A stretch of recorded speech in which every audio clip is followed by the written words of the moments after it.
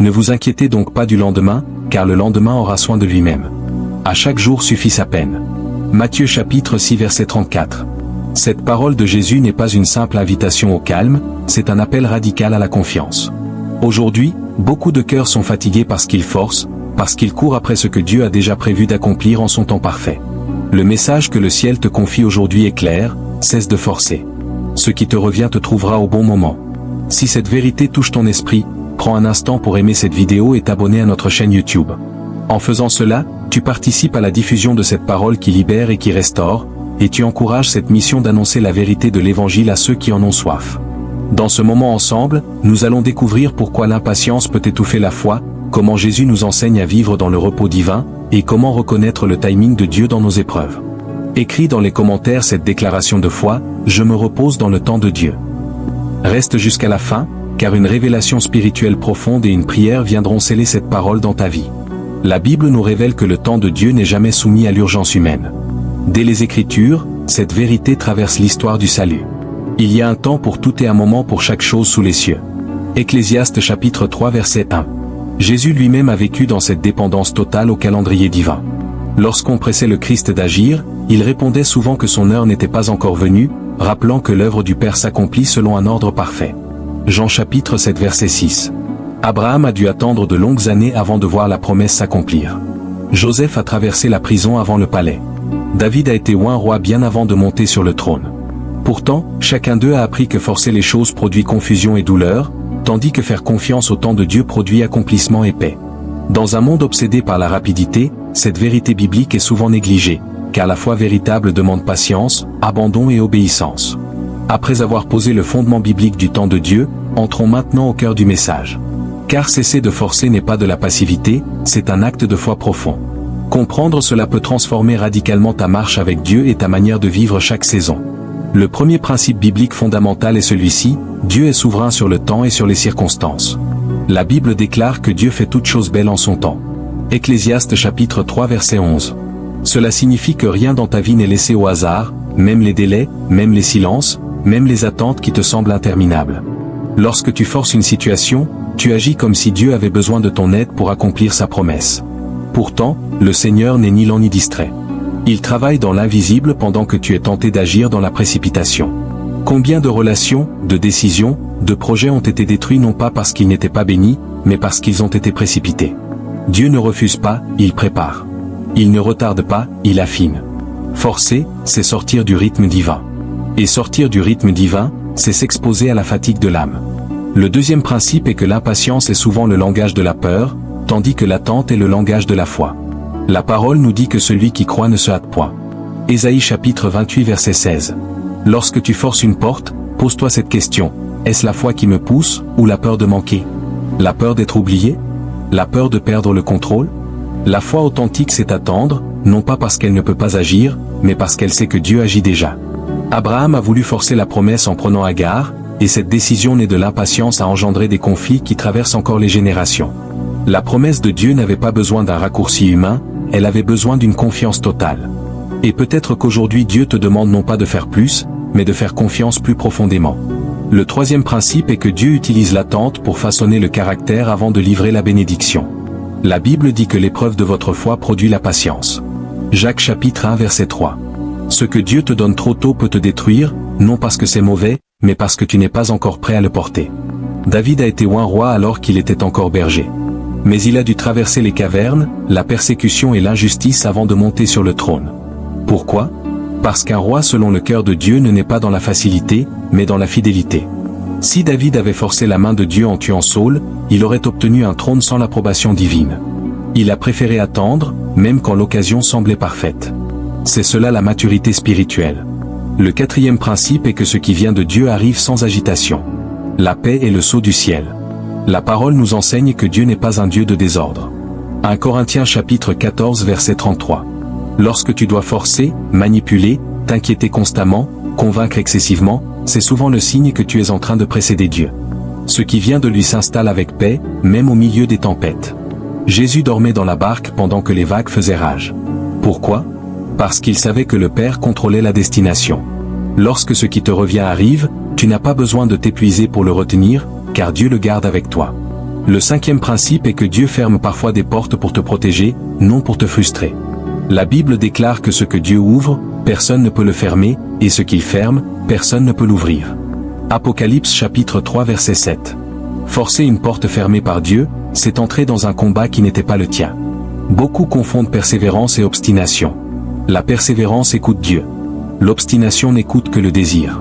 Quand Dieu dit non, c'est souvent parce qu'il prépare un oui plus grand, plus saint, plus aligné avec ton appel. Et si tu regardes en arrière avec honnêteté, tu verras que certaines portes que tu pleurais hier sont devenues des pièges évités aujourd'hui. Si ces vérités te parlent et nourrissent ta foi, prends un instant pour aimer cette vidéo et t'abonner à notre chaîne YouTube. En faisant cela, tu participes à la diffusion de cette parole qui libère et qui restaure, et tu encourages cette mission d'annoncer la vérité de l'Évangile à ceux qui en ont soif. Le sixième principe est que Dieu travaille souvent dans le silence. Le silence de Dieu n'est pas son absence. Le Seigneur combattra pour vous, et vous, gardez le silence. Exode chapitre 14 verset 14. Quand tu ne vois rien bouger, quand aucune réponse claire ne semble venir, le ciel est pourtant en mouvement. Le problème est que notre chair déteste le silence, car elle veut des preuves immédiates. Mais la foi se nourrit de confiance, pas de contrôle. C'est dans le silence que Dieu aligne les cœurs, déplace les circonstances et prépare les rencontres divines. Ce que tu appelles retard est parfois une orchestration complexe que ton esprit ne peut encore saisir. Le septième principe est que ce qui te revient te reconnaîtra. Joseph n'a pas forcé sa sortie de prison, mais le jour fixé par Dieu, une seule convocation a suffi pour le faire passer du cachot au palais. La Bible dit que le Pharaon envoya chercher Joseph. Genèse chapitre 41 verset 14. Joseph n'a pas couru après sa destinée. Sa destinée est venue le chercher. Quand Dieu décide que c'est le moment, rien ni personne ne peut bloquer l'accomplissement.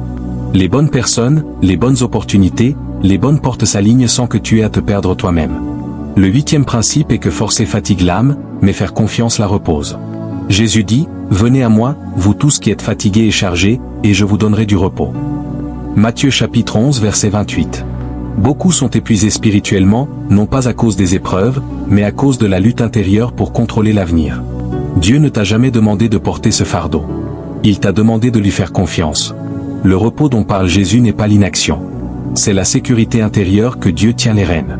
Le neuvième principe est que l'attente développe une intimité plus profonde avec Dieu. Quand tout va vite, on utilise Dieu. Quand tout ralentit, on le cherche. Ceux qui se confient en l'Éternel renouvellent leur force. Ésaïe chapitre 40 verset 31. L'attente n'est pas vide, elle est pleine de transformation.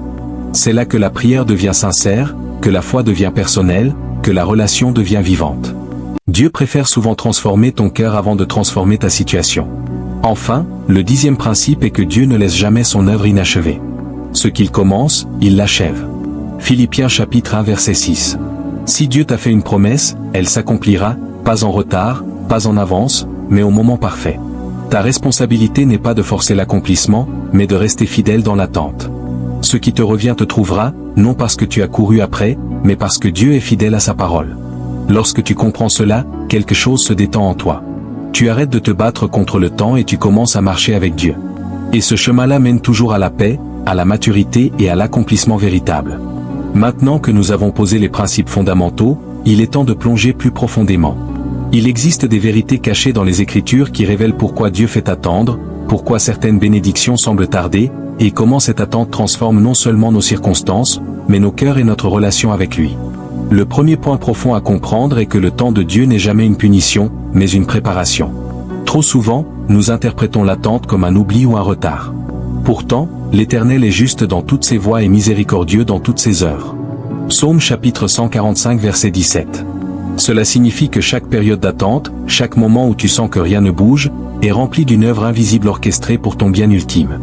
Dieu ne retarde jamais par hasard. Il prépare le terrain, aligne les circonstances, parfois, il façonne des personnes autour de toi qui seront essentielles à la réalisation de sa promesse. Cette vérité révèle que ton impatience ne produit que frustration, mais ton abandon à son timing produit bénédiction. Le deuxième point révèle un mystère spirituel souvent ignoré. L'attente divine teste et purifie notre foi. La Bible nous dit, la foi éprouvée produit la patience. Jacques chapitre 1 verset 3. Mais qu'est-ce que la patience divine? Ce n'est pas l'attente passive, c'est la foi active qui continue de prier, de croire et d'espérer, même quand les résultats semblent invisibles. Abraham a attendu 25 ans avant de voir la promesse se réaliser à travers Isaac. Pendant ce temps, il a dû faire face à ses propres doutes, à l'opinion de son entourage, aux pressions de la chair et aux choix humains erronés. Pourtant, lorsqu'il a reçu la bénédiction, elle était entière, parfaite, irréprochable. Dieu ne veut pas simplement te donner ce que tu désires. Il veut te former pour ce qu'il sait que tu es capable de gérer. Le troisième point est que la précipitation compromet l'intégrité spirituelle. Lorsque Joseph a été vendu par ses frères, il aurait pu se décourager et céder à la haine, mais il a laissé le temps de Dieu agir. Vous aviez médité de me faire du mal, mais Dieu l'a changé en bien. Genèse chapitre 50 verset 20. La précipitation, la manipulation ou la force humaine peut parfois créer une réussite temporaire. Mais Dieu cherche des bénédictions durables et irrévocables.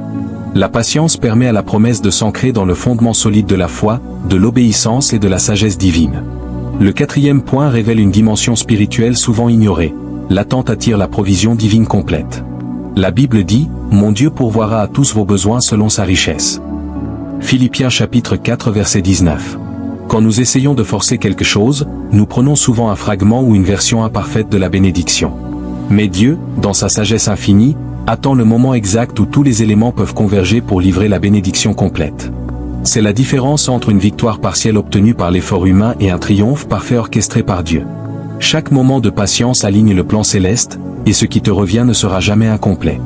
Cinquièmement, l'attente nous enseigne à reconnaître les signes du ciel et à discerner la voix de Dieu. Quand nous sommes pressés, nous avons tendance à confondre nos désirs avec les directives divines. Mais lorsqu'on apprend à attendre, chaque réponse, chaque rencontre, chaque circonstance devient un guide. Mon berger, je ne manquerai de rien. Psaume chapitre 23 verset 1. La bénédiction n'est pas seulement matérielle, elle est spirituelle et relationnelle.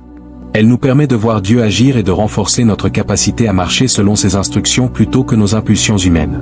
Le sixième point est que l'attente divine développe une maturité émotionnelle et spirituelle que la précipitation ne peut offrir. L'apôtre Paul a attendu des années avant de voir certaines de ses lettres porter du fruit et ses églises se former. Pendant ce temps, il a affronté persécution, incompréhension et solitude. Mais cette attente a transformé sa foi, son caractère et sa capacité à guider d'autres croyants. Dieu utilise le temps pour sculpter nos réactions, purifier nos motivations et renforcer notre patience, ce qui produit finalement une foi robuste capable de résister aux tempêtes de la vie. Le septième point, l'attente révèle la fidélité divine. Quand tu cesses de forcer et que tu observes le temps de Dieu, tu découvres que ses promesses sont exactes, immuables et parfaites. Dieu ne manque jamais à sa parole. Psaume chapitre 89 verset 35. Chaque bénédiction qui arrive à son moment précis est une preuve tangible que Dieu tient toujours ses engagements. C'est dans cette attente que la confiance se transforme en témoignage, et ton histoire devient un phare pour ceux qui luttent avec l'impatience. Le huitième point, la bénédiction qui arrive à temps a un impact exponentiel. Joseph n'a pas seulement été libéré de prison, il est devenu le sauveur de nations. La promesse de Dieu n'est jamais isolée. Elle affecte non seulement ta vie, mais la vie de ceux autour de toi. Forcer une bénédiction personnelle peut limiter son influence et sa portée divine. Attendre selon le plan de Dieu amplifie non seulement le bien reçu, mais multiplie son effet pour glorifier son nom et bénir davantage de vies. Le neuvième point, la patience cultive un cœur de gratitude. Quand quelque chose arrive immédiatement, on peut le prendre pour acquis. Mais lorsqu'on attend, on apprend à chérir, à reconnaître et à honorer le don qui vient. La Bible dit, « Rendez grâce en toutes choses ». 1 Thessaloniciens chapitre 5 verset 18. L'attente transforme la bénédiction en un objet de reconnaissance profonde et de louange, car elle nous rappelle la fidélité et l'amour de Dieu. Enfin, le dixième point révèle le secret le plus puissant, l'attente selon le temps de Dieu nous rend semblables à Christ dans la foi. Jésus a attendu le moment exact pour révéler sa gloire, pour marcher sur l'eau, pour guérir, pour ressusciter et pour donner sa vie. Suivre son exemple signifie comprendre que la patience n'est pas passivité, mais participation au plan divin. C'est une coopération avec Dieu, où l'homme et le ciel s'alignent pour produire des résultats parfaits. Lorsque tu appliques ces vérités, tu cesses de courir après des résultats partiels et tu commences à expérimenter la bénédiction complète et parfaite de Dieu. Tu découvres que chaque période d'attente, chaque silence et chaque retard apparent sont des invitations à approfondir ta foi, à renforcer ton caractère et à marcher dans une relation plus intime avec le Seigneur. C'est dans ce rythme que la foi devient puissance, que la patience devient victoire, et que ce qui te revient te trouvera exactement au moment fixé par Dieu. Après avoir exploré les profondeurs de cette vérité biblique, il est temps de la mettre en pratique dans ta vie quotidienne. Comprendre le timing divin est une chose, le vivre en est une autre. Aujourd'hui, nous allons découvrir comment cesser de forcer et permettre à Dieu de manifester sa promesse avec puissance et paix. Premièrement, commence par remettre tes plans entre les mains de Dieu chaque jour. Prends un moment chaque matin pour lui confier tes désirs, tes projets et tes attentes, en disant sincèrement, « Seigneur, fais venir ce qui est pour moi selon ton plan et ton temps parfait. » Cette simple pratique transforme la peur en confiance et l'angoisse en paix. Matthieu chapitre 6 verset 34 nous rappelle, « Ne t'inquiète pas du lendemain. » La prière quotidienne devient un acte de foi, un moyen concret de reconnaître que tu n'as pas besoin de forcer ce qui appartient déjà à Dieu. Deuxièmement, cultive la patience dans l'action. Attendre ne signifie pas rester inactif. Il s'agit de préparer ton cœur et tes capacités, de travailler sur ce que Dieu t'a donné pour l'améliorer et le rendre prêt pour le moment où la bénédiction arrivera. Comme Joseph dans la prison, tu peux développer des talents, apprendre des leçons et élargir ton influence, même quand les circonstances semblent contraires. Chaque effort honnête dans la patience est un investissement pour la réception future de la promesse divine. Troisièmement, observe et écoute le murmure de l'esprit. Dieu ne parle pas toujours par des signes spectaculaires. Parfois, c'est une intuition, un conseil sage, une parole de paix qui te guide. Prends l'habitude de te demander, « Seigneur, est-ce toi qui m'appelles à agir, ou est-ce ma chair ?» Cette discipline spirituelle aiguise ton discernement et t'empêche de précipiter ce qui doit arriver en son temps. Quatrièmement, pratique la gratitude pour le présent. Même si la promesse tarde, remercie Dieu pour ce que tu as aujourd'hui. La gratitude change la perspective. Elle te permet de voir la main de Dieu déjà à l'œuvre dans ta vie. Psaume chapitre 145 verset 17 nous rappelle que Dieu est juste et miséricordieux. Chaque bénédiction passée et chaque leçon présente sont des preuves que ses promesses à venir sont fiables. La gratitude transforme l'attente en adoration et renforce ta foi. Cinquièmement, entoure-toi de témoignages et de mentors de foi. Les expériences d'autres croyants qui ont attendu et vu la fidélité de Dieu se manifester sont des sources d'encouragement. L'histoire d'Abraham, de Joseph, de David et de Paul n'est pas seulement biblique. Elle est un modèle vivant de patience et de confiance. Cherche des guides spirituels, lis des témoignages ou rejoins des communautés de foi qui partagent la même vision de marcher avec Dieu dans le temps parfait. Sixièmement, identifie et laisse tomber ce que tu ne peux pas contrôler. Souvent, la frustration vient de notre désir de contrôler chaque détail, mais Dieu nous rappelle que certaines choses ne nous appartiennent pas. Faire confiance au timing divin, c'est relâcher ce besoin de contrôle et permettre à Dieu d'agir dans l'invisible. Cela libère ton énergie pour prier, agir dans la foi et préparer ton cœur. Septièmement, transforme l'attente en service. Pendant que tu attends, trouve des façons d'être une bénédiction pour les autres. Aide, soutiens, encourage, partage. Chaque action alignée avec l'amour de Dieu prépare le terrain pour que ta propre bénédiction arrive. La Bible dit que donner sans attendre reçoit un retour de manière abondante. En servant dans le présent, tu participes à l'œuvre de Dieu et tu deviens un canal de ses promesses. Huitièmement, écris et relis tes prières et promesses. Tenir un journal spirituel t'aide à garder une trace de ce que tu as demandé à Dieu et de sa fidélité dans le passé.